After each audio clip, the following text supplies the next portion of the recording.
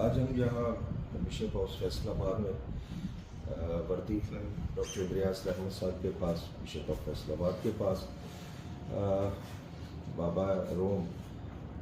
عزت مآب فرانسس کے وفات کے موقع پر تعزیت کے لیے یہاں پہنچے ہیں۔ ہم سب سے پہلے تو بشپ صاحب کے ساتھ، پوری کیتھولکس برادری کے ساتھ، ہر مسیحی کے ساتھ بابا روم کے وفات کے موقع پر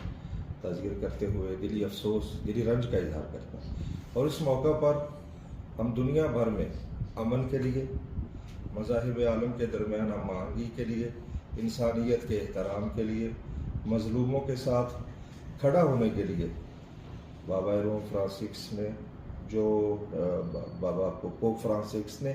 جو خدمات سر انجام دی ہیں، جو انہوں نے اونچا بولا ہے، جتنا لاؤڈلی ان کی بات سنی جاتی تھی، وہ مظلوموں کے ہمدرد کے طور پہ سامنے آئے ہیں۔ ہم انہیں خراج تحسین پیش کرتے ہیں اور امید کرتے ہیں کہ ویٹیکن آئندہ سے بھی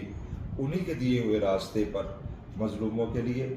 ان کی مدد کے لیے، دنیا میں امن، احترام اور تحمل اور برداشت کے رویوں کے فروغ کے لیے قائدانہ کردار ادا کرتا رہے۔ Thank you. میں بھی اپنے بھائیوں کی ادارے ہمدردی کو قبول کرتے ہوئے ان کا شکریہ ادا کرتا ہوں، اور اس بات سے بہت متاثر ہوں کہ وہ پاپ اعظم کی بات پر ہمارے ساتھ آئے ہیں، ہمارے دکھ میں شامل ہیں، ہمارے غم میں شریک ہیں، اور دعا کرتے ہیں کہ